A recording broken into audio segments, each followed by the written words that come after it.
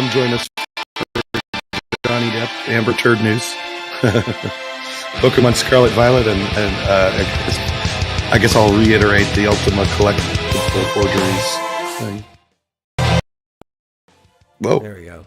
Yeah, no, the second that it was time to unmute us, my microphone decides to have a hiccup, and I have to reset my whole audio system. It's like literally the worst time for it to happen.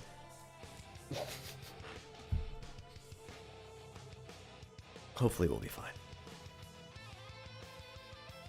Yeah, there we are. Yeah.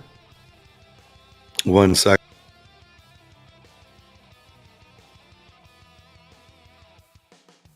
I had to mute myself. So yeah, before we came online on the air, I was briefly talking about some unfortunate discovery in the world of collectible old DOS games, or well, computer games. Yeah, what you were saying was honestly, at least to me, worse news than the hyper-inflated auction problem that we were dealing with. Was it earlier this year or late last year?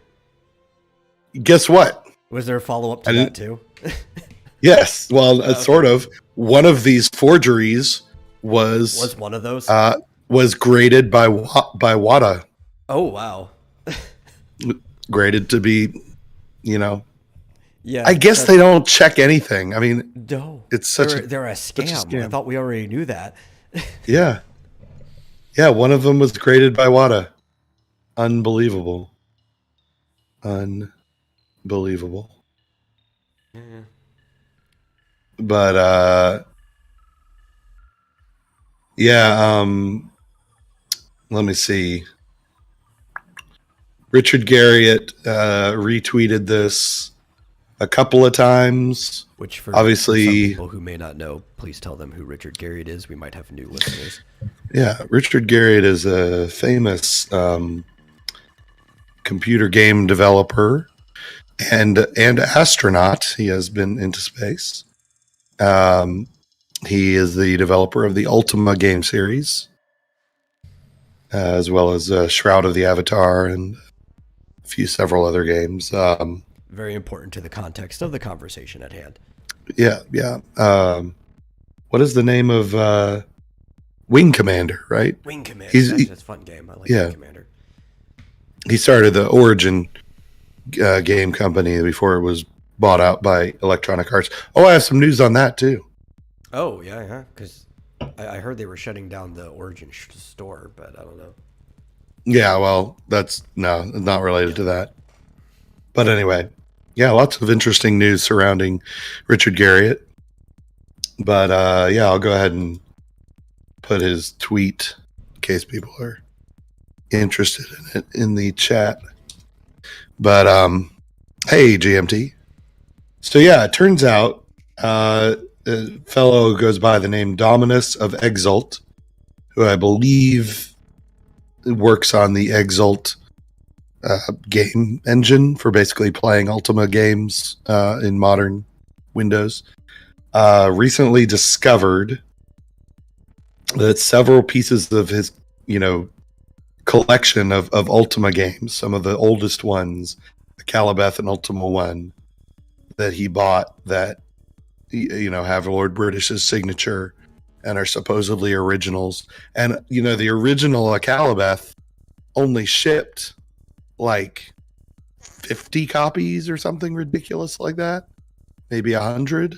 So this must have set him back thousands of dollars to add to his collection. Well, he recently discovered they were fakes, forgeries, and all sold to him by the same person, who apparently they've now discovered has sold more forgeries to other people. So he tweeted this out along with several Google Docs and explanations and screenshots of zoomed in. I don't think they had to use a microscope, but really high quality zoomed in pictures of the user manuals and things like that, to if show. You're in person, just a magnifying glass will do. Yeah.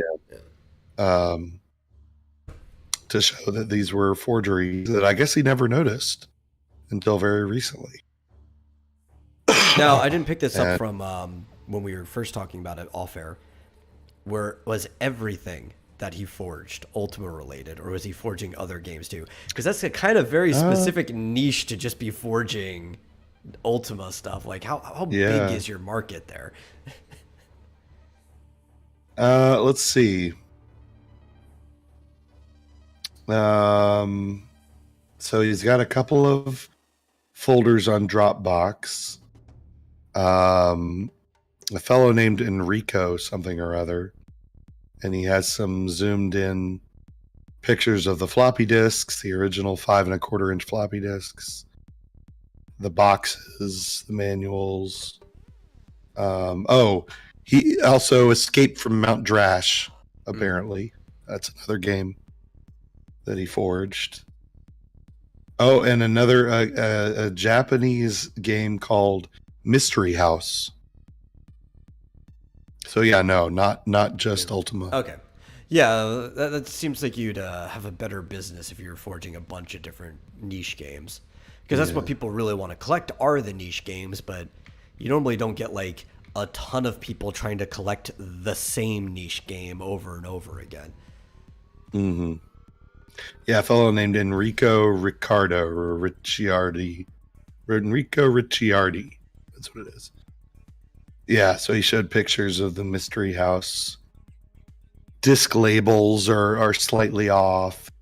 And we were talking about this offline, that it is funny that like dirt smudges on the labels, when you look at them really close up, it turns out they're printed on. Yeah, and that's not that hard to fake. Like, come on. Yeah. Like they're dot patterns of cyan and magenta ink that look like dirt if you don't look real close. So yeah.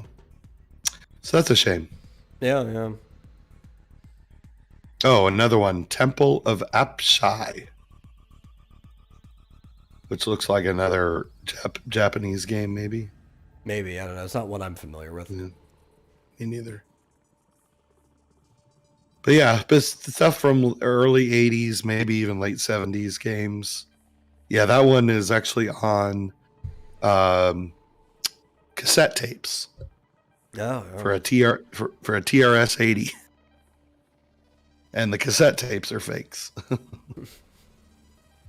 Unbelievable. You know, it's crazy the fact that you actually used to be able to play games on cassette tapes. I know. Well, it's funny. I have a Commodore 64 emulator. And of course, now we've got like an image. But it's funny that you have to like load the image, and it actually takes a while sometimes for it to load the whole image into the emulator. Yeah, because it has to try to play the image the way that it would have on the Commodore 64. Mm. It's very awkward. Yeah, I'm amazed. To try to emulate. Yeah, I'm amazed that it would like hold on to the digital data well enough, because like cassette tapes are notoriously, not exactly high quality. That's all they are. Yeah. Flimsy magnetic strips too. Like they tear very easily. Like I'm shocked that it could actually hold, because digital data has to be exact numbers of zeros and ones. It's not like it can be off, So I don't know. I guess it works. Yeah. Well, okay, so it's not like even with recording, they want to have like a lossless version, unless you're some weird guy who's like back recording directly to 8-track in the modern day. But like I'm assuming any game that would have been on a cassette tape, there would have been some type of floppy drive master version of it that they were using to copy to all the cassettes. So they probably have it somewhere, and that's what they were able to emulate. Yeah, I mean, they must have had some kind of CRC error checking. So if a bit got flipped, it would be able to check and But it's funny if you want to emulate it perfectly, without just running like the master backup, they would basically have to make it like a system reads an audio file to, whereas it's emulating, it has to play it and you're playing through as the file is in motion so that it does the same thing that a cassette would have. Yeah. That's amazing. Yeah. So yeah, this all was announced on May 30th, 2 days ago. That somebody's been out there probably making thousands and thousands of dollars scamming people. Yeah. Some guy in England, I believe. So yeah, they are going to be, I am sure they've already contacted the authorities and et cetera, et cetera. You would hope so, because you don't want them to keep doing that. Yep. I'm sure it's fraud of some sort, mail fraud or... Oh, no, definitely. Well, it'll fall under the same thing that, like, signature forging and stuff does. There's a whole problem in the collector's market, has been for a long time with forgeries, even going back to just, like, buying art. There's a lot of legal codes around it. They'll get punished. I don't know what kind of recompense that these people will get. Like, who knows if he even has the money, has the ability to get it back. Yeah. Maybe if it's, you'll have to go suit through England, and I don't know what kind of state level recompense they have for that, but at least justice might get served to the guy at the very least. Yeah, I mean, for all we know, there could be prison involved. Yeah. Yeah, it made interesting. Well, even without the policing cutbacks, it may take some time, though. Yeah. You're talking about the British police. In the meantime, I got this collector's item in the mail today, Ultima 4. Yeah, that's what spurred up the conversation in the first place. Which was only about $100. Which is probably about as much in today's money as what it cost when it first came out, I imagine. So, probably, yeah. Maybe a little more, but it's cool because it has the cloth map and everything, and it has the floppy disks that I'll never use.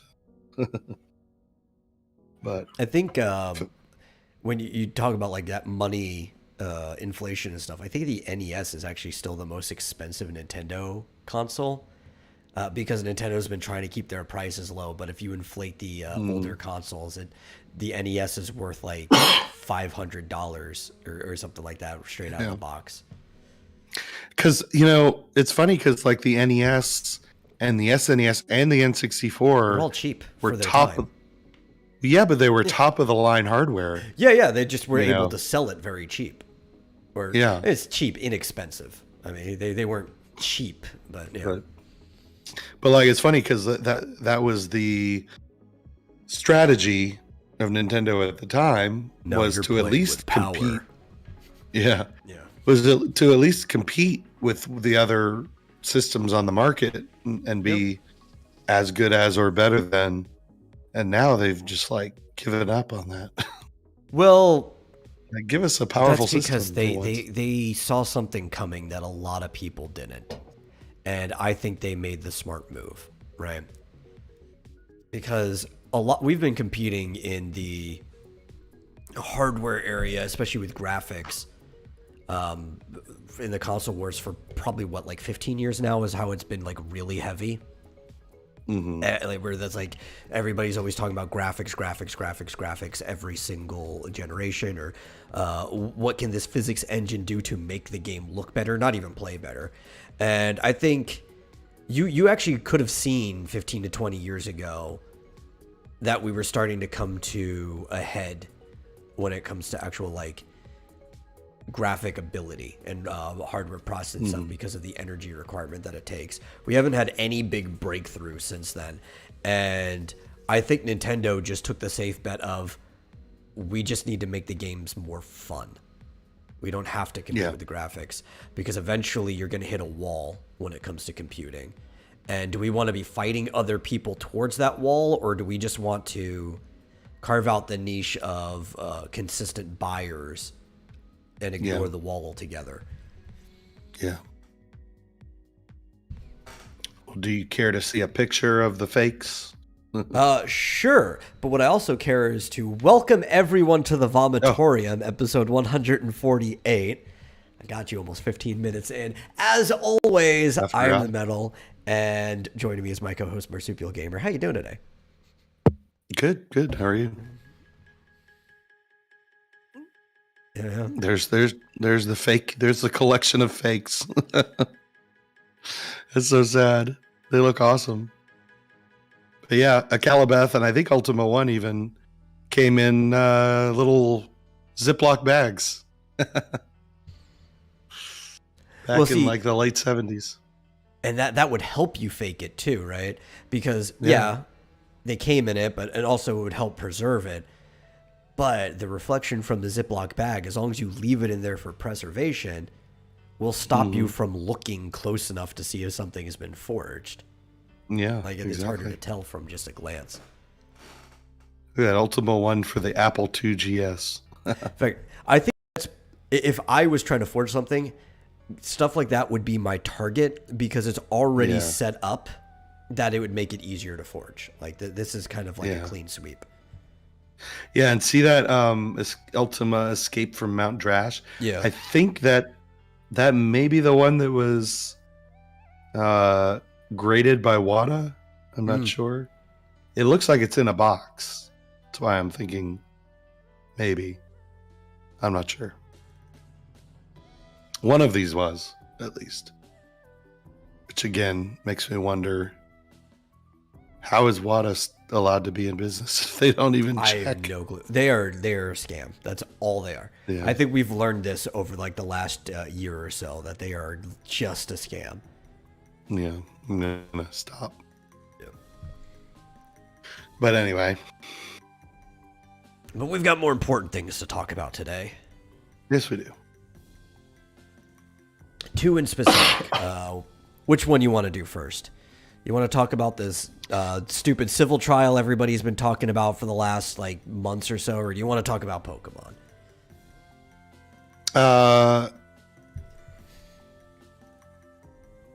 Let's do Pokemon because the other one might last the whole rest of the show. Yeah, that's fine. And if it doesn't, I do have some backup stuff too. Okay, so we just got our first full trailer. I'm actually gonna say this is the first trailer because the little sneak peek we got before really wasn't much of a trailer. But the first full trailer for Pokemon Scarlet and Violet, our España Pokemon games, just came out, and there's a lot of interesting things to it. I've actually very, very mixed opinions on this trailer. I'm not sure it was enough to sell me on the game yet, but I can say it does already look better than Legends Arceus, which, I was very critical on. Really? It looks better than Arceus? Yes, in some ways that are, to me, substantial. In other ways, though, it looks like they're just trying to do a lot of the same as Arceus, which I find to be issues.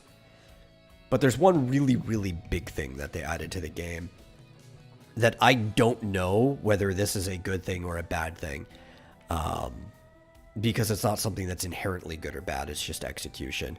And this game seems to be 4-player co-op, potentially. Yeah, I saw that. Which I don't know if that's going to do anything but water down the Pokemon experience. Is it necessary or is it just optional? I think it's just optional. I don't know. The trailer, this is why I'm also still hesitant to judge too much and why I'd say it's a mixed bag. Because the trailer still hasn't shown me shit when it comes to whether I want to play this game or not. I don't know what's going on. It showed off some new Pokemon.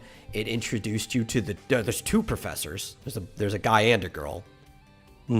Showed you who I think is your rival. It looks to be like one of the professor's assistants, slightly older than your character or whatever.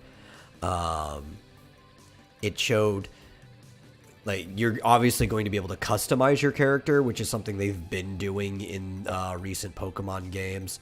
X and Y kind of let you start out, but your customization options weren't really that good.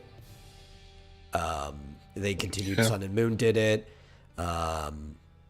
Technically, Sword and Shield did too, and so did the Shining Pearl, Brilliant Diamond. Customization was a little bit better in Arceus. This one looks like full on customization from the beginning of the game, at least the way they were showing the characters. Aside from your clothes, you're going to start off in the school uniform. That seems to be like the only thing you can't customize. But it showed what looked like 4 different custom characters in the group, and that was to show off the co-op thing.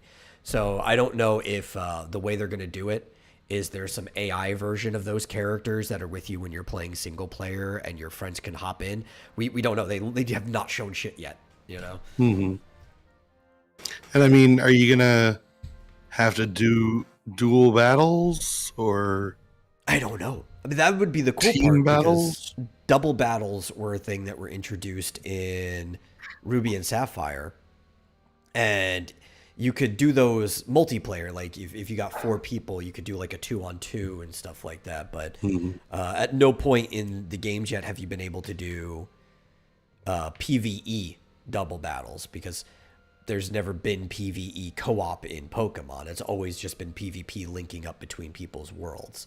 So I don't know. It's a strange new world, a brand new attitude. Well, let's bring up the trailer Yeah. as usual. And yeah, game footage is not final.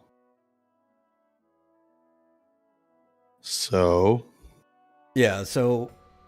you can already see the routes. I like these little, I don't know what these are, but because they're red, it makes me want to say that they're Pokemon centers.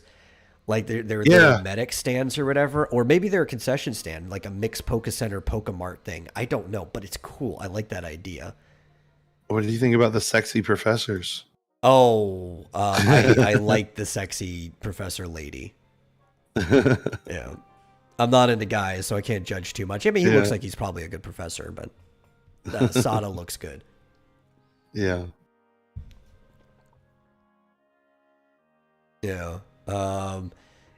Clearly it's got routes. The place is very, very... That looks like the rival. I'm not sure. Mm-hmm.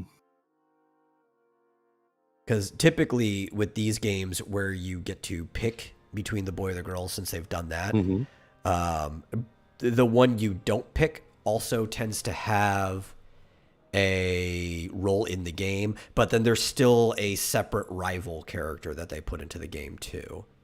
Yeah, so this one's Nimona. Yeah. Yeah, so what is this thing? She seems like an upperclassman, though. Like, I don't know. What is this thing? I don't know how to describe it. It looks like a kiosk. I don't know. Maybe it's a bus station, like a bus stop. Look, there's like a wheel there. It might be fast travel. I don't know. Maybe. And like you said, does it double as a like a healing Poke Center kind of? Yeah, it could just be a rest stop. You know, because it shows it a couple of times. They've got ads. It definitely looks very modern, like something you're not used to seeing in a Pokemon game. Yeah. What is that? And it would be cool. I mean, the world looks really big. Mm-hmm. If there's like some type of fast travel. There's a Pikachu. Yep. And you could tell that like 2 of these are from Scarlet and 2 of these are from Violet, because they have different color schemes.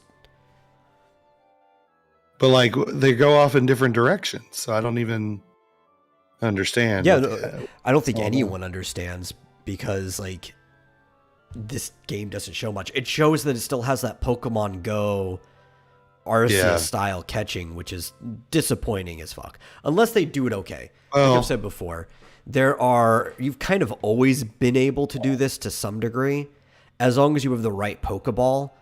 Up to the Ultra Ball, basically anything under 30 could be caught just by throwing a ball at it, right? If you have an Ultra Ball, you just throw it at something 30 or below, there's a good chance you'll catch it.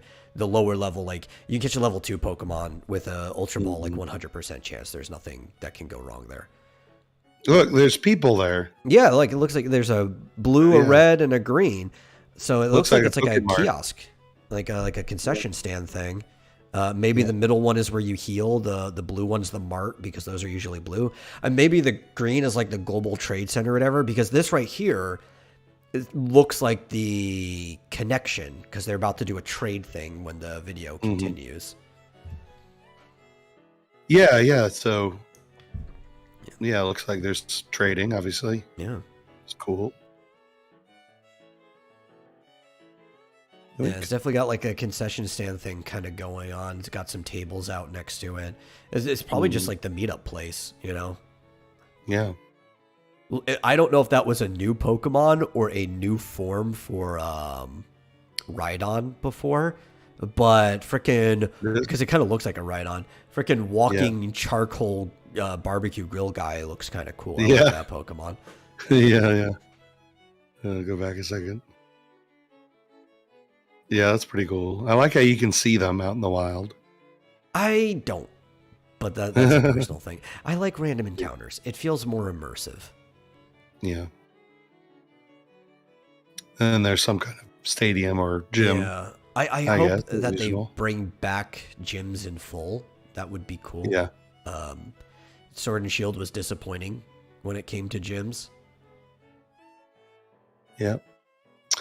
And then we have the legendaries get revealed. The Phallic Legendaries. Yeah. People are saying at least one of them looks rather phallic. No, it seems like they might be hinting at a nature versus science or like technology type thing going on here. Even though this one, that one, they both kind of look technology, because one guy looks like he's got a rubber wheel built into him. Yeah. But I was thinking that at first. I was like, is that a robot? Yeah. But it might be primitive versus like future or something like that. Like there could be some dichotomy between these two. Yeah. But they look like they're basically the same thing, just at like two different ages. Like one is the ancient high fantasy version. The other one's like this sci-fi future tech version. Yeah,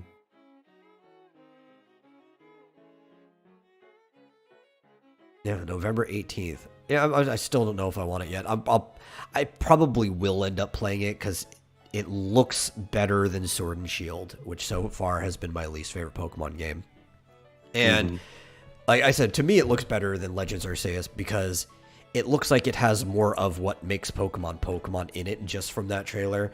I mean, they really laid on showing you a few different trainers, that there's going to be trainer battles like a traditional Pokemon game, which is very important to me. Does look like you still will have to fight and catch a lot of Pokemon, so it's not just going to be the Pokemon Go throwing Pokeball things at people the whole time. What would be cool to make up for it, and I wouldn't mind if the Pokemon were all walking around, if they did this, they actually made it an open world Pokemon game for once. Because even Arceus really wasn't open world until after you've beaten a certain portion of the game. Like a traditional Pokemon game, it was a expanding world where it slowly opens up to you as you progress. And then you can go around freely. And that's always worked for Pokemon because they've been able to keep the story stable like that, opening it up, sprawling out for the player. But I think this game would benefit from just kind of letting you do what you want to do and maybe punishing you for going to areas you shouldn't be at. Like, oh, those Pokemon are just way too strong for me. Yeah. Well, I don't know. We'll see. I'm sure if it's coming out November 18th, we're probably going to get more gameplay trailers, maybe one or two between now and then. We've got a whole summer, most of fall.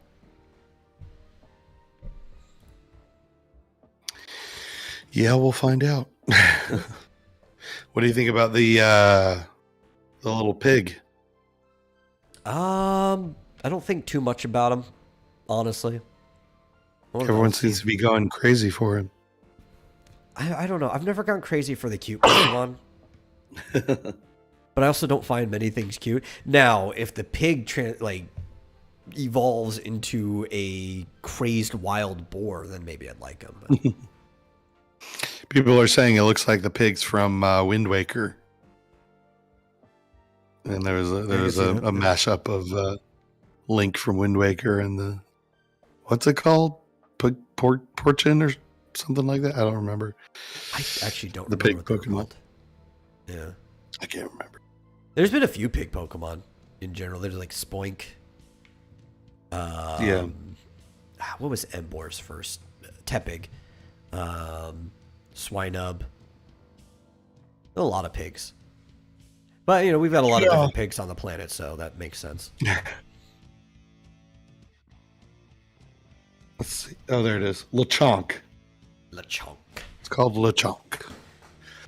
Now, didn't you say this was supposed to be like Spain? Yes, España.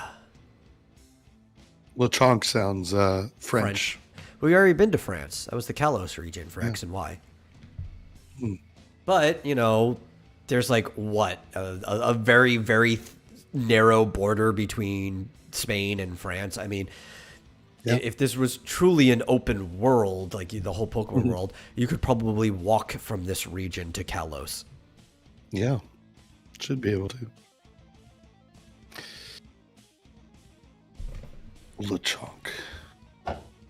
What I'm excited for, and we even see some of it too, is the Spanish steppe. Like, I want to go around catching Pokemon in like the kind of, it's almost like a grassland, but the uneven plains of Spain. That should be fun. I do like the looks of the that cave as well. I think they had to make sure that they brought back caves in full after people complained that there really weren't tunnels or caves in the traditional format in Sword and Shield.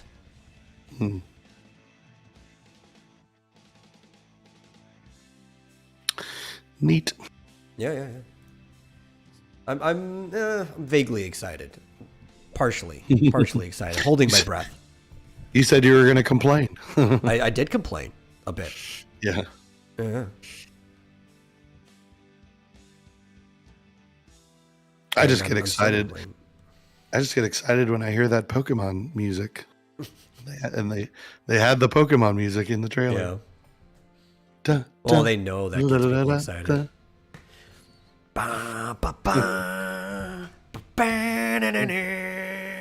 Even though I might buy it, but I won't play it.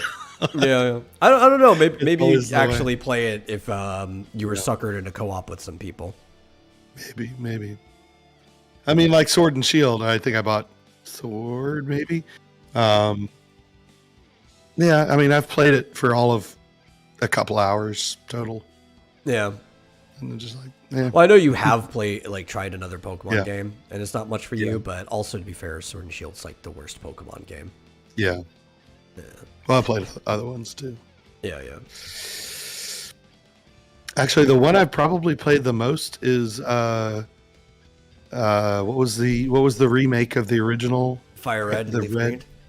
Yes, Fire Red. I think I played Fire Red the most of any. That's because those are actually good games. Yeah. The best Pokemon games are Heart Gold and Soul Shield. Those are probably by far the best ones in the series. So, Soul Silver, yeah.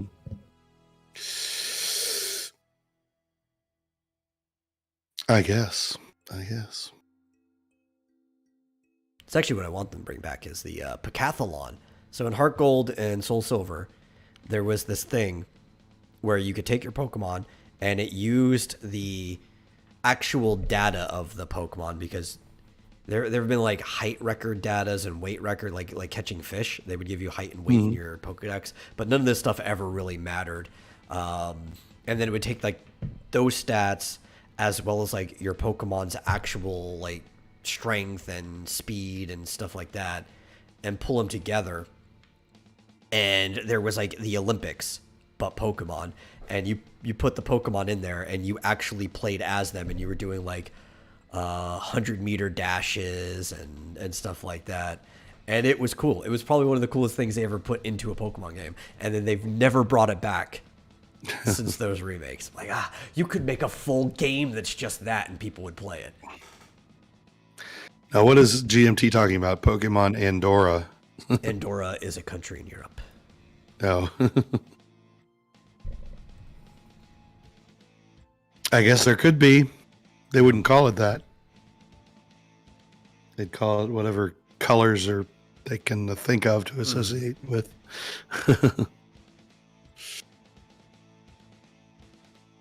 And it's officially it's a principality, if you want to call it a country. Because we were talking about walking between Spain and France, right? Yeah. And Andorra is this really tiny principality that's right there on the border between them. It's a completely landlocked country that most people don't even know it's there. Like, when I say tiny, it's I think the theory is that Andorra is a surviving city-state because of the natural terrain around it. It never properly got conquered and just kind of became its own small country from once being a city-state. Interesting. Yeah. Maybe that's where you get Lechonk. Maybe. Oh, yeah. How have I never heard of this? Do you see how small it is? Yeah, it's right between Spain and France. Yeah.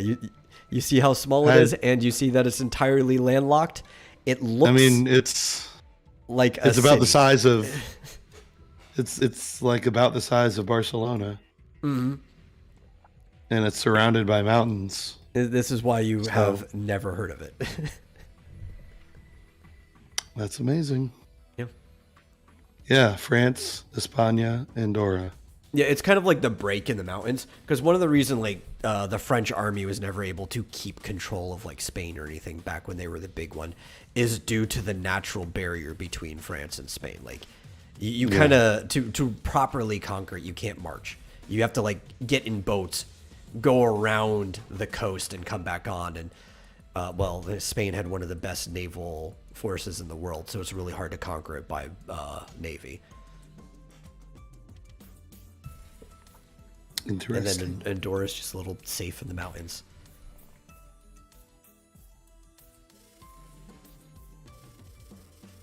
And there's a town called Andorra la Vella.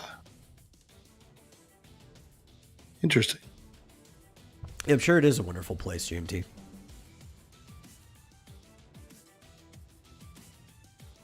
Of course, it's kind of like Switzerland, right? If you are a small country, though, Switzerland is a lot bigger. But if you're a small country that's kind of just perched in the mountains and nobody can get you, you kind of just like develop into like a peaceful little community because you're like, we're safe. We've got enough resources ourselves. We don't have to worry about shit. We'll get along with anybody because nobody is going to fuck us up. Kind of like Switzerland. Yeah. Mm-hmm. Like, how did they manage to get up to Switzerland and build a country up there in the first place? Well, my theory, okay, is that back people were tribal and they were running around when they were first settling their areas. Somebody just got really pissed at the rest of the tribe, and he was just like taking his family and his cousin's family. He's like, "Fuck you guys! I'm going up there because you won't bother me anymore." Even if I kill myself trying to do it. And they just set a community up there, and it slowly just grew into what it is today. Mm-hmm. That's my theory. There's no way to prove it. Yeah. It's unfalsifiable, but I'm going with it. Fuck you guys. I'm living in the mountains. Leave me alone. You know, probably lost a couple kids on the way. So Switzerland is just all inbred cousins, huh? Is that the theory? Yeah. Very, very nice ones, though. GMT says weather can change really fast from sunshine to thunderstorm in under 2 minutes. I can see that. I mean, with their elevation being a break in the mountains, yeah, that makes sense. Mm-hmm. Yeah, pop-up thunderstorms around here when it gets really hot in the summer. Where it's just like sunny and then all of a sudden thunderstorm and then it goes away. Yeah. It's not hot enough here yet. I'm sure although it is June. Let me see what it was today. I think we have a high of 90 something. 86 at the moment. I guess due to the trees or the humidity or something, it takes a little while for Alabama to warm up, but once Yeah. it does, oof. I'm actually glad I mowed when I did. I stayed up, like, because I have a horrible sleep schedule for a normal person. But at like 8 or 9 in the morning, I mowed the lawn, and I had no idea there was going to be scattered thunderstorms today. And then I woke up later on, before I had to get ready for the show, and I hear like thunder or rain outside. I was like, well, I'm glad I mowed the lawn when I did. Yeah, it's only 85 here today. And last night I went to the grocery store. I tend to wait until my entire house is like devoid of all food before I go. It's like, Yeah. you know, I was like, well, I go to the grocery store, I can eat the last little bit of spaghetti or, you know, whatever's in the cupboard. Well, you probably should when you're alone. So let's go. You know, like it's better for expenses. You don't waste food that way. It's not like, you know, I'm in a large household where somebody's running to the store like every day. Yeah. You know, we still have food there, but it's like, yeah, but some things are just going to be here and gone. Like you got to make sure you have milk every day, bread every day, stuff like that. Found a good milk my sister recommended. I can't even remember the name of it, but it's actually like lactose free and it lasts for like a month and a half. Because my milk, I think I was telling you, my milk kept spoiling in the fridge. And I can't figure out why, because the fridge is cold. It's perfectly cold. But milk kept spoiling within a week. But I don't know, it's kind of boring. But I found a brand that for some reason lasts for like a month and a half. Doesn't expire until August. In fact, I would think maybe lactose might be my favorite part of milk. Well, I don't miss it. Yeah. I can't tell. It tastes like milk to me. But anyway, so yes, I have unexpiring milk now. Finally, UHT milk. I don't know. No, it's just I don't know. It's just milk. Anyway, yeah. I don't know if you've been watching.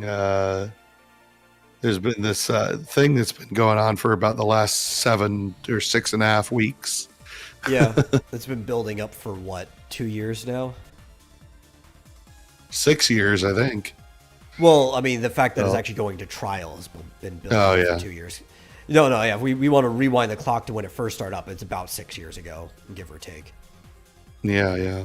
So the Johnny Depp Amber Heard trial is over. Finally. And Nick Rekieta had over 100,000 people watching today. Which is it's amazing. Not something I was really following too much.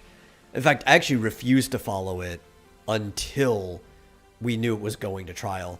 Because my opinion was, I don't like the idea of canceling people, like for either of these people on either side.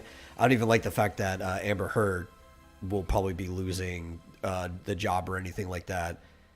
From my perspective, if they feel like it's bad for their image, that's on them, right? That they can do that. But I don't like people's personal lives bleeding into their professional lives too much, with very few exceptions to where it makes sense. And to me, until there was like a trial that went on, I don't know these people. They're not my friends. I'm not part of their community. It was none of my business. Take it to the legal system. But we have been in the legal system.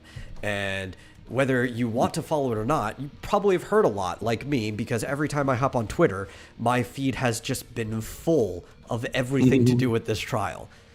Yeah. I've been watching it, I won't say religiously, but more than not, I would say. Well, I mean, so it's been going on for 6 weeks, and it's like 8 hours a day. So it's like, I've been watching it as much as somebody with a job can, which is to say an hour or two a day, here and there, or maybe I'll have it in the background. I would or whatever. even go further and say as much as somebody who doesn't hate themselves can. Yeah. Hour or two what's funny is fine, but like 8 hours every day. Well, like I couldn't watch Amber Heard's testimony at all. I couldn't. It was just like, because I turned it on for a little while and I'm like, I can't take it. I have like this visceral reaction when somebody's just like blatantly lying. Yeah, well, you know, she didn't get any of her jobs because she's a good actress. Yeah. She got them Or because even- she's pretty and she knows people. Yeah. Or even like just like watching a confrontation kind of thing. Yeah. Because like, you know, when the other attorneys are questioning her, it was very difficult to watch. On the other hand, when Johnny Depp was on the stand, that was really fun to watch because he was so relaxed the whole like time. nonchalant about everything. Yeah, It was normal, and just even like they were- Johnny Depp demeanor, you know, Yeah. talking like this, answering every question you know, Yeah. kind of like just shooting things around. You know, I heard Yeah, that like there was even when fecal they matter were on the bed. yeah, when they were asking him tough questions, he was just like, because like the guy would like there was one time when the other attorney was like reading him statements maybe from a deposition or something, Yeah. and he would read it and he'd be like, did I read that correctly? He'd be like, yes, you did. And he's like, they read something, did I read that? Yes, you did. And then he's like, did I read that correctly? He's like, you continue to read them correctly. Very good. It's like Almost as if he's a professional at reading lines. yeah. No, I mean, he was saying that to the lawyer. The attorney was reading the lines to Johnny Depp. Oh, that was, yeah. Well, because I remember there was something where Johnny was asking if he did something correctly, but that must have been a different point. Yeah. But yeah, no, I know what you're talking about. Yeah. And then, but then some of the other witnesses were kind of funny in their own ways. Most of my favorite parts was when other people were on the stand and you just see like Johnny back there laughing at anything that gets said and going on. Yeah, they had one. They had one psychiatrist or psychologist who had officially diagnosed Amber Heard as being some sort of histrionic personality disorder or something, and she got the nickname either what was it? Either Dr. Mommy or Dr. Muffins, because first of all, she was great looking for like a 42-year-old. She looked beautiful. So I think that's why people called her Dr. Mommy. Yeah. And secondly, there was one day where there was this back and forth with Amber Heard's attorneys where they were talking about fucking muffins for an hour because her husband had bought her these muffins to take with her to, I think, meet with Amber Heard's team. And she brought the muffins. And then they tried to say that meant that she must have communicated with her husband about the trial. And so they were trying to get her disqualified. And she was like, no, he always buys me muffins to bring to my clients or whatever. We don't talk about the clients. He just brought me the muffins. And they just went back and forth about these goddamn muffins for an hour. It was ridiculous.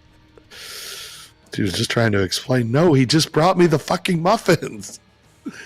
We didn't talk about it. And there was one of Amber Heard's psychiatrists tried to diagnose Johnny Depp as having lost some sort of mental faculties because he was comparing his answers on the stand with how he looked in like the Pirates of the Caribbean movies. And they were like, well, but he's trying to like think through his answers on the stand, whereas in the movies, obviously he's rehearsed and memorized lines. Yeah, he's practiced his lines before he even shows up that day. Right. And the guy tried to say, well, I don't know how actors work. And they were like, yeah, but you know actors like rehearse lines. He's like, no, I don't know that. And also do like multiple takes and stuff. This isn't even theater where you have to do everything like spot on in the first try. Like we could do 15 takes. And no, JP, they were not referring to her muffin when using the word muffins. They're actual, legit baked muffins. Mm-hmm. Yes. And apparently her husband buys for her sometimes when she goes to see clients. Oh, and then they were trying to insinuate that this woman had some sort of semi-romantic relationship with Johnny Depp. And of course she's married, and she's like, no, I just met with his team. And they're like, yeah, but didn't you have drinks with him? And she's like, no, I was there for many hours. At one point they decided to order dinner because it was dinner time. And also, even like having drinks with somebody does not imply a romantic relationship. Yeah. And she was like, maybe some people had drinks there. I don't remember. There was just, I mean, yes, Johnny Depp was there, but also all of his attorneys were there. And they were like trying to imply there was some sort of relationship. It was ridiculous. Yeah. So there was lots of interesting moments. Oh, no, the psychiatrist or psychologist one, that bothered me because they were really reaching. And even any psych knows you don't diagnose somebody you don't regularly see. Right. Like, yeah, they brought up the armchair psychiatrist. Yeah. Yeah, like she had been brought in specifically to diagnose Amber Heard because Amber Heard brought up her own mental state as having PTSD or whatever. His mental state was never in question. They never brought it up, and so there was never any one-on-one, diagnosis. So they brought in this expert who is basically diagnosing him from his performance on the stand. Yeah. And technically you can do that in court as long as the judge informs the jury that you can't actually get a diagnosis this way. You just a professional opinion. You have to take it with a grain of salt. Yeah. But it's a deceptive thing to do because they see an expert. That's the whole point of bringing experts. And the jury's like, well, they are a psychologist, so they should know. Yeah. Because most people don't understand how psychiatry works. Yeah. They did successfully make him look like an idiot, though. So that was good. That's good. So anyway, verdict came in today, finally. And they found, so there were 3 counts of defamation on the part of Amber Heard, and then she was countersuing for 3 counts of defamation on his part. All 3 of hers were found to be true defamation. And there was 1 on his side that they found to be true, and the other 2 not defamation. So they awarded Johnny Depp $15 million, and they awarded her $2 million. Yeah. Now, and also, for people listening, defamation has to fulfill one of 2 requirements. It doesn't have to be both. It has to either be untrue, like false information being spread about the person, or it can be reasonably true but spread with ill intent, like to damage the person, right? Now when they say reasonably true, means it can have a grain of truth in it or whatever. The information you're spreading can be technically factual, but it is unnecessary to spread it, and it is only being spread to harm the individual. However, if something is like 100% factually true, it's almost impossible to get somebody on defamation for it. That's just speech. And here's the thing. In this case, because they're both public figures, though, I think in order to prove actual malice, which is what they have to prove, one of the things they have to prove. That is hard with public figures. Yeah, it absolutely has to be false. Yes. I think normally with a non-public figure, it doesn't have to be actual malice. And so, like you said, it can be something true, but it's like not public. Yeah. That you're spreading in order to try and damage the person's credibility. In this case, I think it had to be false in order for them to find it, because like if public figures, you could be spreading it just because they're public figures and TMZ wants to pay for it or something. Actually, even by running a show like this, we're technically borderline in the category of public figures. But even just taking you and I example, let's say I found out you wet the bed until you were 10 and decided to spread that around. Even if that's factually true, nobody knows this. This isn't public information, and I'm only spreading it to defame you. Right. That could probably fly in a small case, but Yeah. with people like this, it's like, no, because especially with journalism and stuff, anything about them that's true is going to be out there anyway, and it doesn't necessarily have to be spread for malicious intent. So you actually have to prove that they're spreading lies. So they did find basically that everything that she said about him, all of the abuse and physical abuse and trauma and all that stuff, they basically said it's all fake, it's all false. Yeah. She was lying 100%. And so I was watching Ricada because it was like, there was a question about, okay, if they basically found that she was lying on everything, how did they find actual malice and defamation on one of Johnny Depp's things, or, you know, the things that she was suing for? And the theory, which obviously nobody's interviewed any of the jurors yet, but the theory is that there was like one holdout, maybe, and they had to throw him a bone and said, you know, look, we want to go home one of these days, because they were out for a couple of days. And I think the theory is just to placate someone. They said, all right, let's just throw her a bone.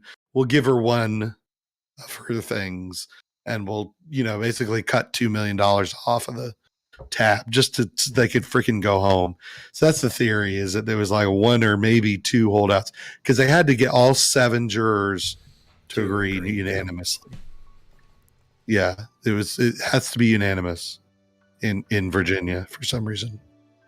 So it's actually very common for civil cases specifically. In many states, it has to be unanimous if you have a civil juror. It's actually not very common for civil cases to go to a jury anyway. Even if you request it, a lot of judges will just deny it, because most civil cases do not require a jury to preside over it. But a lot of places, if it's civil, you do have to have it unanimous. Criminal, not so much, especially if there is like a timeline on the case. So I think there is a few states where even criminal, you do have to have a unanimous jury. I think you almost always have to have unanimous in criminal in order to find guilty. No, innocence, the other way. Yeah. If it's like totally unanimous, there are places where even if you're trying to find innocence, it has to be you have to have a resolved decision on both sides. Yeah. Either yeah, or. you're right. Yeah. That's what I'm talking about. So no, guilty, it's always has to be a unanimous decision. Yeah. Yeah. Yeah, but basically, if you can't come to a unanimous decision, then it's a mistrial, and you're essentially, I mean, they'd have to try you again. Yeah. But there's some places where you can be, like if you have over half the jurors, you can be found innocent. You just can't be found guilty. Oh, I see. Yeah. That's what I was getting at. Yeah. Well, in this case, they had to come to a unanimous decision, but there's only 7 jurors. And so, yeah, because a lot of people were like, this doesn't make sense. How did they find almost all in favor of him except for one count? It's like, it shouldn't be all or nothing. And the theory going that I've heard is that it was just a compromise. They were just like, look, we want to go home. We don't want to be here for, we've been here for almost 7 weeks. How could we compromise? And they just, maybe. Because it doesn't make a lot of sense. It could also just be that, because they do have to take every count individually, right? That's true. But that they could have had a hold up where they just didn't know on that one and they were wrestling over it, right? The problem is that they essentially found that Amber Heard was lying about everything. Yes. But then on one count, it was Johnny Depp's attorney saying she lied about everything. Yeah. How can that be defamation if you just found that she lied about everything? It didn't make sense. So I don't know. Yeah, I mean, I could be charitable for it. I'm tending to agree with the theory. I'm just saying I could be charitable for it. And you could find that it's like, well, but when the claim was made, you couldn't know that she was lying about it. Like, you could suspect, but it hasn't gone through the court system yet. But in order to find actual malice, you had to have known that you were lying. I guess if you don't know that she's lying, then you know that you're lying, I guess. Yeah. Again, that's the charitable interpretation. I'm going more with the theory that you're saying. But that's Yeah. just the most charitable interpretation I can think of. Maybe. Yeah. Anyway, doesn't matter. So here's the bottom line. So they found like $10 million in actual damages and $5 million in punitive damages. Yeah. And in Virginia, unfortunately, punitive damages are limited to $350,000. Yes. So the final verdict was $10,350,000 minus the $2 million that they found for Amber Heard, and so now she owes him $8,350,000, which I don't think she has. Honestly, I don't know that she has that much money. And honestly, I think that's actually good for the state of Virginia. Punitive damages should be limited. You shouldn't be able to just ruin somebody's entire life necessarily just because you brought them to court. Yeah. Yeah. But it was the 10 million actual damages are just, that's how much we found that she damaged his career. Which is, probably so an you understatement. Can ruin somebody's life for ruining your life. That would be different. You just can't ruin them because of a court case, right? Yeah. Because like if you were a regular person and you lost your $50,000 a year job, obviously you wouldn't be able to get that much in actual damages. Yeah. So you might try to go for a punitive of 10 million. Yeah. But it's limited in Virginia. So, still there's no guarantee he'll ever collect. She could go into bankruptcy. Obviously there's going to be appeals. Yeah. Blah, blah, blah. So, but the bottom line is he won, and a court found that he is not a domestic abuser. So that was all that mattered, I think.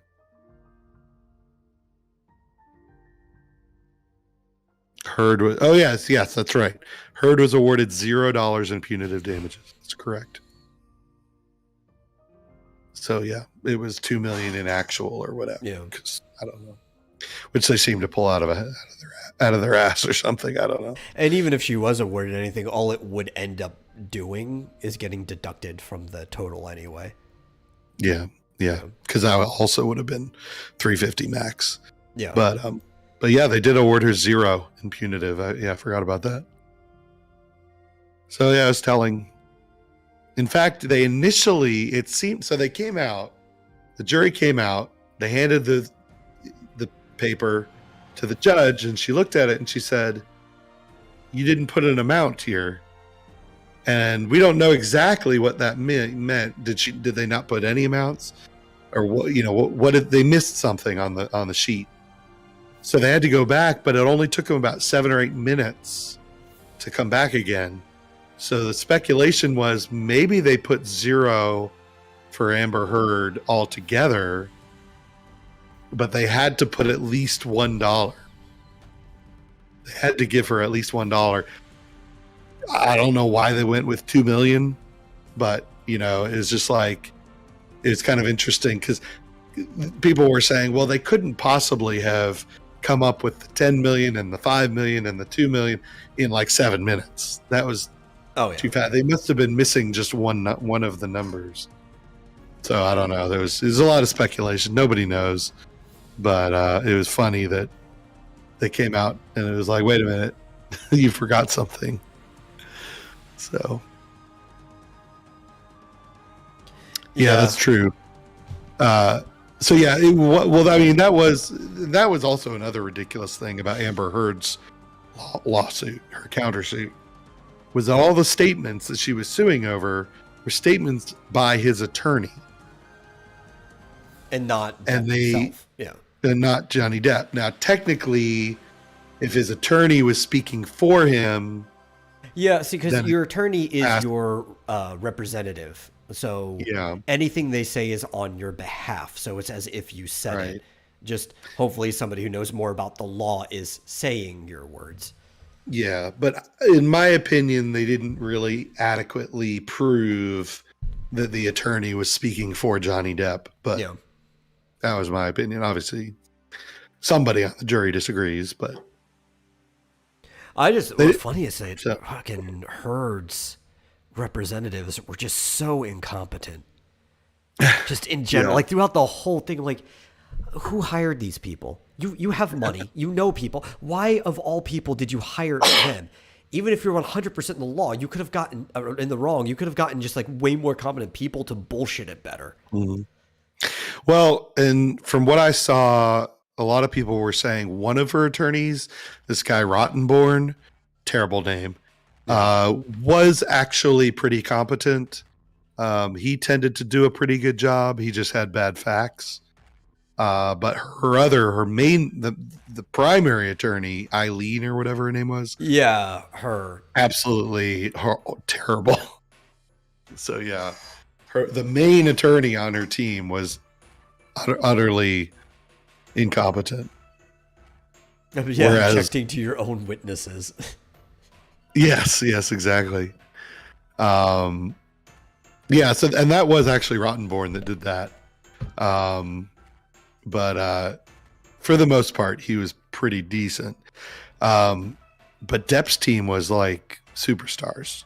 Everyone on Depp's team. And this woman, Camille, who's apparently an associate at the firm, was just out of this world fantastic. Like she did closing arguments and was just like unbelievable, just great. And everyone's like, oh my God, she needs to be full partner because apparently she did a really good job. I listened to the closing arguments and she did a really great job. And of course, she's beautiful too. So I am also already sick of hearing about the trial. This is the first time we've actually talked about it on the show, and hopefully it'll be the last time we talk about it because it's finally fucking over. Yeah. And I don't want to hear about it from anybody else ever again. Well, we had to talk about it because today was the last day. So Yeah. It's here you done. go. But I think we've talked about everything we need to talk about. Yeah. To me, the most entertaining was all the memes and stuff to come out of it. Especially like I shared it, I think it was yesterday or the day before, that Meat Canyon animated video where they just keep referring to him as Jack Sparrow, and they even like rip off all of his clothes and dress him up as Jack and carry him out of the court. Yeah, that was great. There's also a song that someone put together for this attorney that if anybody's interested, we don't have to play it, but who is it? A guy named Gadfly on YouTube did a Camille song for this attorney. So if anybody's interested, I'll put it in the chat.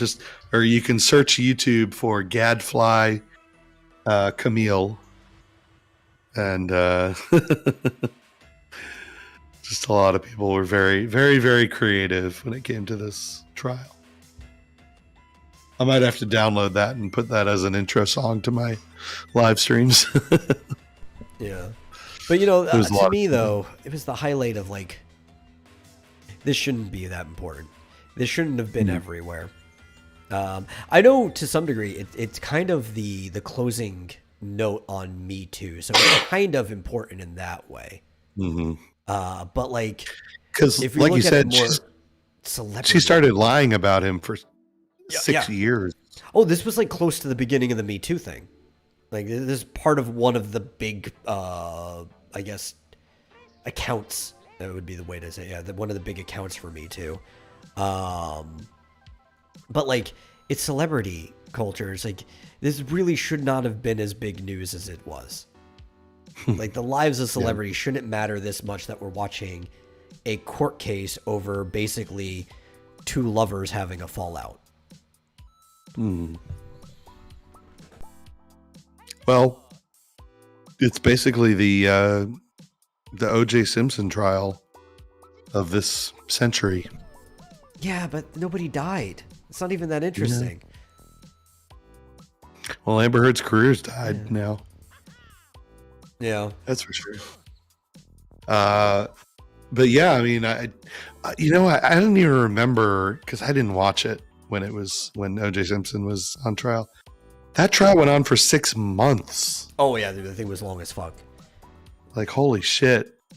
And some people were commenting that, you know, in that trial, you remember the Judge Ito? He was like a big part of the trial, I think, because he was, I don't know, he was inserting himself in and making wacky rulings and stuff like that. In this one, nobody knows the name of the judge because she was really good. She was like hands off, you know, making very calm, sober rulings and very good. Not making herself the center of the trial. But definitely had people enthralled for 6 weeks. Yeah. Well, and also, like, once this finally did get to court, because it was taking a long time, and it also tends to be the case with civil cases. Civil cases have to take longer because you have to expedite criminal cases. So, I mean, you can be waiting on a civil case for years. It happens. But, like, with a murder case like OJ, of course that's going to take a really long time because you want to make sure you are damn sure of all of the details before anything goes through. Yeah. I remember that. Yeah, I don't think I was around for OJ either. It's one of those things where you can find a lot of the trial footage online and you read a lot about it and you kind of know the details even if you weren't around for it, just because it was like that influential. Yeah. I remember watching that white Bronco when I was in high school when they were chasing him down the street. And then, I remember the end of the trial, but I didn't watch it. Because, I mean, back then there was literally no internet, right? So you had to watch it on TV. And you know, I wasn't going to turn on. We didn't even have court TV, so I didn't even know what. Oh, wait, no, I was alive for it. Okay. They usually just did I just would have been way too young to remember it going on. Because it was. It started in 94 and ended 95. So, like, I was alive. I was a wee tot. I was a senior in high school, and maybe we did have court TV. I mean, we had cable, so it was on some everything channel. I know about the trial. I didn't learn about until like almost a decade after it. Yeah, I really just remember the beginning and the end. But this one, you know, it's like, okay, even if I had work all day, I could go back and watch highlights. I could go back and watch live stream, you know, bits of live streams if I wanted to. So I could essentially watch it live just several hours later. I could have it on muted, and then if something interesting happened, you know, listen to it for a while. So it's just like, I imagine millions and millions more people watch this than the O.J. Simpson trial. Because it was just more available. It was because of the internet too, like just period. And people have been watching trials like crazy. Period. Everybody's always liked court TV. Court TV has just been a fascinating form of reality television, but especially since the COVID pandemic happened. More and more trials have been being streamed because more and more of them are happening digitally. And it's become like this big phenomenon that everybody's watching court cases, especially ones that are of cultural impact, like the Rittenhouse case was a big one that almost everybody followed to some degree. Yeah. But what's interesting is, that did seem big, but this one is at least 10 times bigger. Just like, you know, just based on 10 times bigger, not even half as important. Yeah, right. True. But yeah, based on the numbers I was seeing of various YouTube channels, it was just like through the roof. There are people like some of the law tubers, some of the attorneys, you know, that sort of have actually kind of created a career based on just this trial.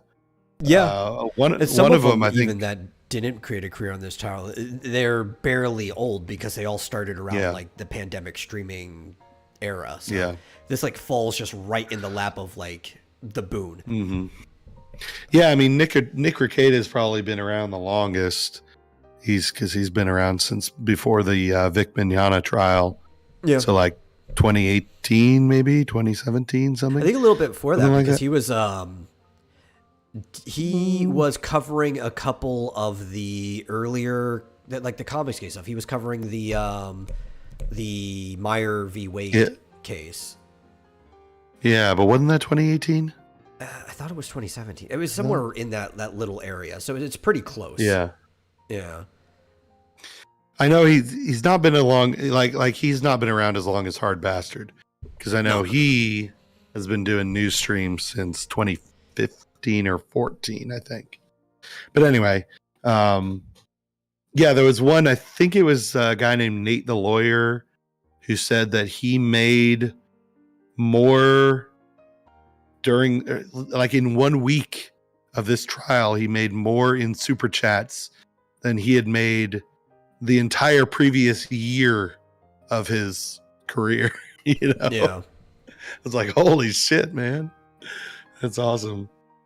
So yeah, people are, through the roof. Of course, now it's over. So I hope they got their money when they could. Well, speaking of, did you see the other LawTube news with Raquetta? Which one? Okay, so there was the LawTube top 10 incident. Did you see that one? Yeah. Yeah. Which ties into are you going to talk about the Legal Bites drama? If you want to set it up, we can, yeah. Well, I missed that whole LawTube top 10 thing, because that thing happened first, right? Yes, it happened first. And I think it was a joke, wasn't it? He made it as a joke, but his complaints were actually, like, legitimate. They were just, he did it in a joking way.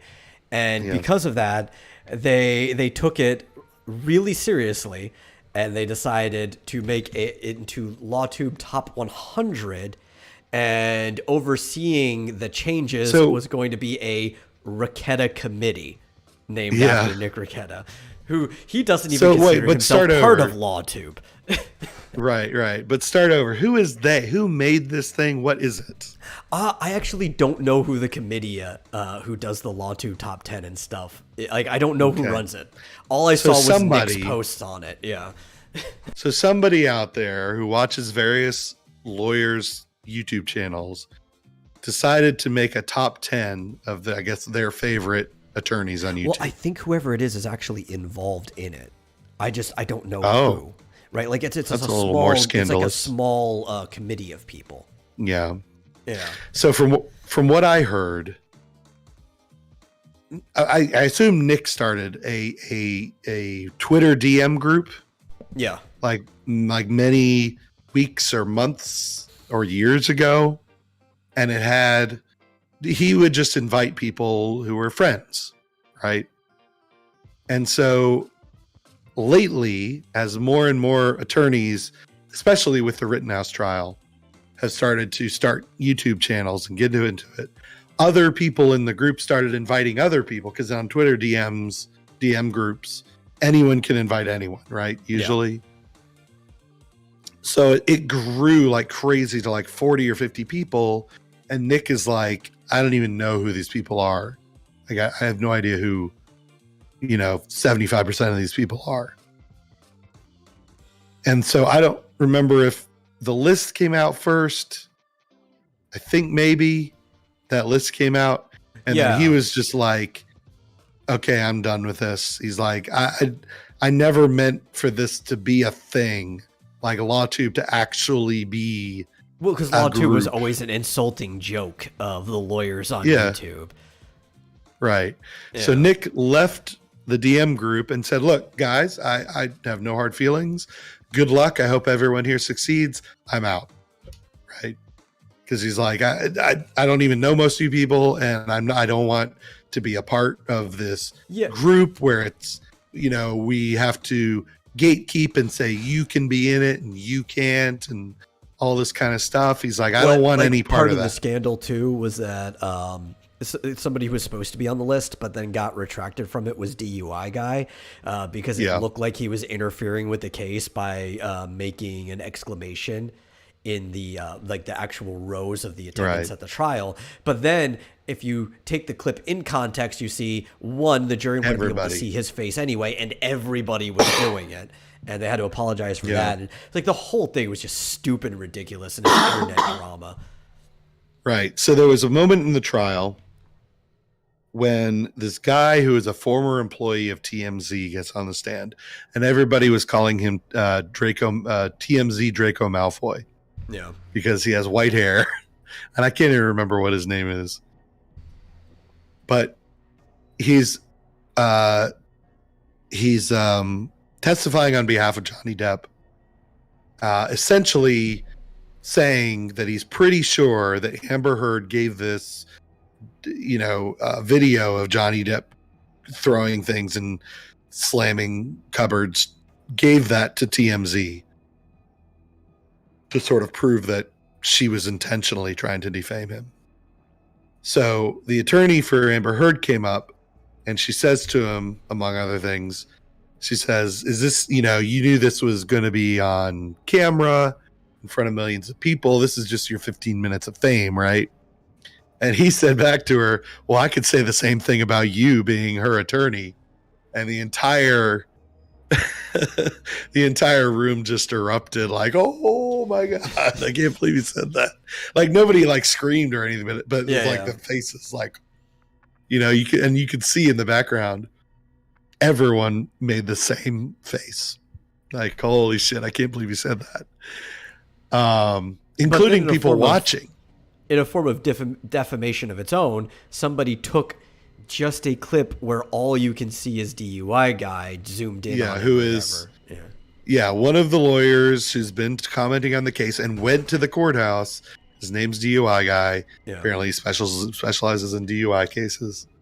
And somebody zoomed in on just his face going like that and then tried to say that he must be a friend of Johnny Depp's and he's interfering and blah, blah, blah, blah, blah. So another one of the attorneys in the LawTube group who had him on her channel named Legal Bites disinvited him from her show saying he was unprofessional and blah, blah, blah. And then actually even made a statement, like a public statement, calling him unprofessional. Yeah. So that turned into this whole big, now you're defaming him kind of drama. It's like, well, you're a lawyer. Shouldn't you look into the evidence first instead of just a small clip that's out of context that somebody sends you? Yeah, so it was a big stupid mistake. She ended up realizing she made a mistake. She apologized. He accepted her apology. Everyone's fine. But for like a week or half a week or a weekend, it was just drama, wall to wall. And luckily, Nick, by the way, had just left this group the week before because he was basically saying, and I think he had said to one of the other guys, Good Logic, he apparently had texted Good Logic and said something along the lines of, this is not a good idea. There's going to be drama. I want to get out while the getting's good. Like, I don't want to be a part of this. Once this thing hit and there was like all this drama, he texted Good Logic Joe back and he was like, I'm vindicated. He's like, I was right. It's a mess. Well, I mean, how do you start an argument? You just leave two lawyers in a room together. Yeah. Of course there's going to be drama. I mean, there's drama anywhere there's people, but with lawyers, what did you expect? I think Nick said the reason he left the group, somebody started circulating a waiver that was like about how to share memes. And it's like, if you want to share a meme that someone else in the group makes or that originates on their channel, then you have to sign this waiver and blah, blah, blah, blah, blah. And Nick was like, fuck this. He's like, no way. It's like fucking lawyers, man. Yeah. It's like, no. Nick himself will tell you, lawyers are the worst people himself. That's right. Yeah. And of course they were like calling him the Pope of LawTube. And he was like, no, I am not the leader. I do not want to be the leader. If elected, I will not serve, kind of thing. He'd rather be freaking Statler and Waldorf up on the balcony laughing at everybody.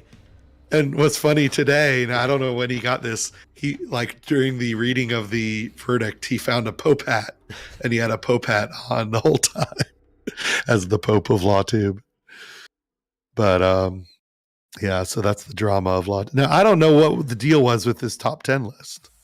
Yeah, that was kind of yeah, I heard about it, but part of it that kind of spurred it too, because that was involved with the whole legal bias thing and the DUI guy, and Ricketta put out his statement and everything, and then they're like, oh, okay, well, we're going to make it a top 100 to be more inclusive to people, and it's going to be headed by the Ricketta committee that Ricketta's not even a part of.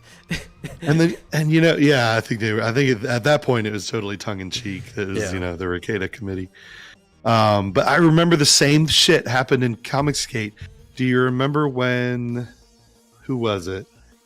Was it Tim Lim or somebody made a No, it was Mike Miller. Yeah, did a poster at one point of Comicsgate, right? And it had like characters from several, very from selective, right? And people were like, hey, why am I not in it?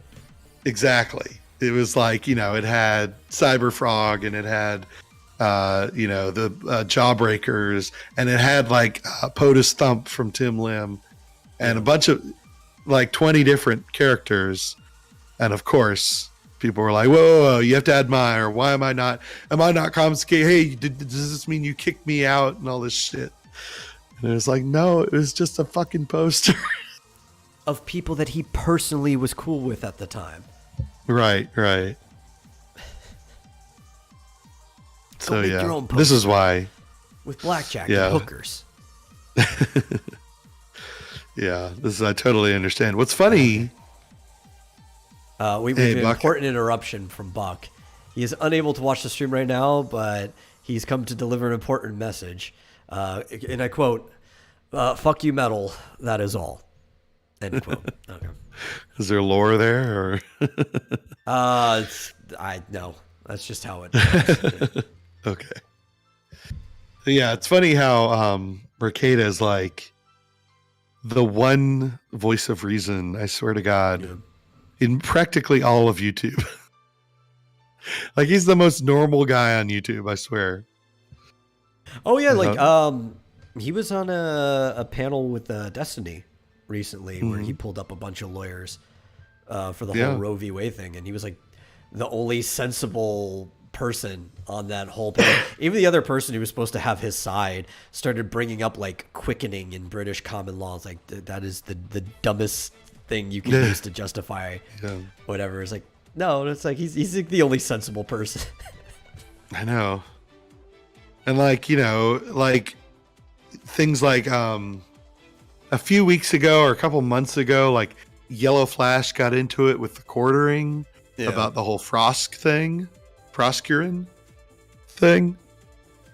Arcada was like the voice of reason for that, as I recall. You know, they made up and everything, but it's just like, why aren't more people normal? Or how is he the only normal one? Well, you have to think. The type of person who is driven to make online content that uses their personality is typically an ego-driven person to want to do this thing in the first place. So there are some normal people that are driven by their ego, and very, very, very few. Us.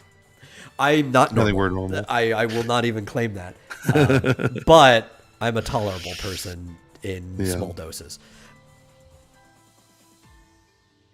But it's so funny. I mean, you know, there's the drama with just some guy where he's just like completely gone off the deep end. It's like, what the hell happened to you, guy? You know, you seem normal. Yeah. Then all of a sudden, you know, he's like wiping out his entire Twitter account and going off the deep end. And that was, of course, because of Ricada. Basically, all started because Ricada called him a communist. Yeah, well, I don't know. For a while, just some guys, he hasn't struck me as having an authentic voice, right? Like, I don't know when it started. It was like a couple of years back, but I kind of stopped watching his stuff because it didn't feel like his opinions were coming from himself, even before he started going woke. And I don't know if it's some social circle that he was involved in IRL that we just can't know about because we don't know about his IRL life. It started to sound less like the person with a unique voice that I started watching years ago, and more like it was coming out of somebody else's mouth. Yeah. And I swear to God, you know, as much as I love being involved or you know, just paying attention to like Comicsgate, I swear to God, half the people in Comicsgate are fucking insane. Oh, yeah. Well, I mean, I kind of knew that from the beginning. It's comic people, right? Yeah. So, like, a lot of the consumers are fine. A lot of the consumers are fine. But then you're going to find some insane consumers. Most creators are going to have to be insane to some degree to be creative. But again, you know, and I hate to be a simp or whatever, but like Ethan Van Sciver is like the most normal guy. And he's the one that like they all go after. But he can be kind of insane at times too. Yeah, but I mean, just, I don't know. Just the fact that he you know, he owns a house and he has a wife and he has children and he goes to concerts and he just does his thing.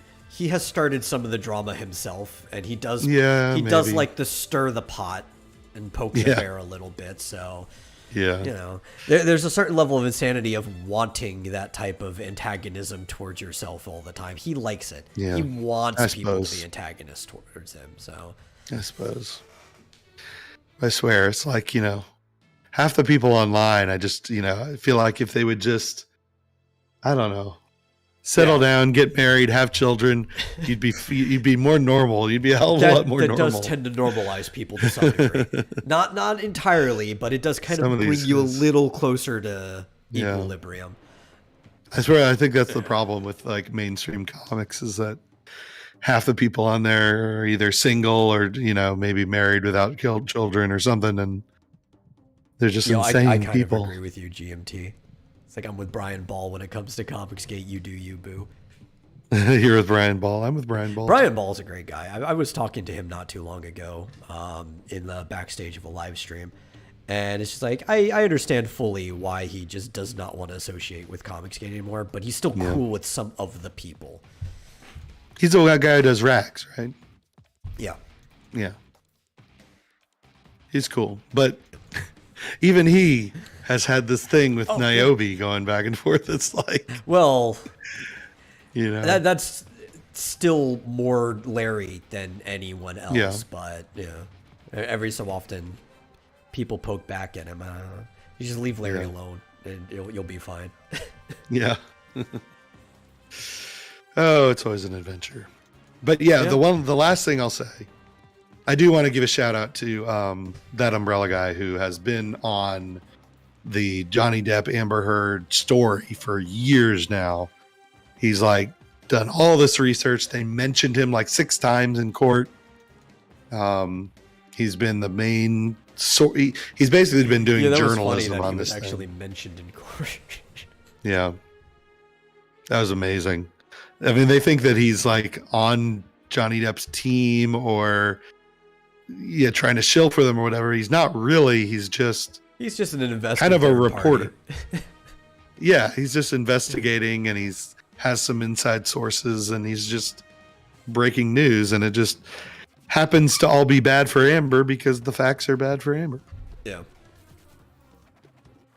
So he's been on it for years. So we'll see what he does next. Yeah. And with that, we are at the end of the show. A little over. Thank you all for watching. If you enjoyed the show, please share it with somebody else who might enjoy it. Trust me, we will not be talking about this case in the future. Ever again. Because if it comes up, I will nip it in the butt. But share it with somebody else so they can listen to me bitch about Pokemon or something else, whatever comes up in the future.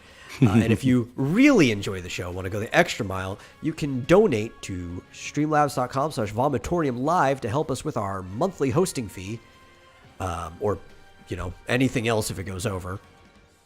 In the meantime, we'll see you guys in the next episode. Bye-bye.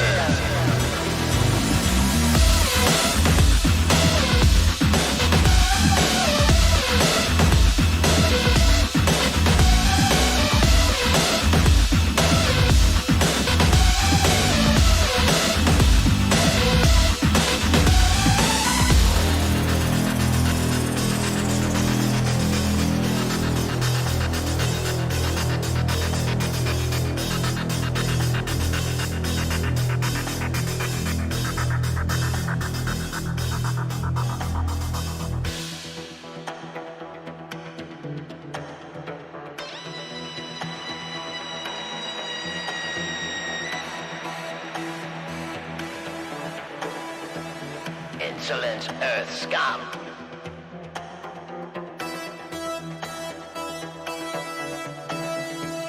Insolent Earth scum. You dare to defy the rule of Mizar. Now your actions have taken you too far. Clock is ticking, what were you thinking? Taking on the greatest power ever, now let it sink in. Your plan is ending, it is surrendering. No choice but another demon pendant. Or reveling the screams amid the rolling thunder as your earth becomes torn asunder.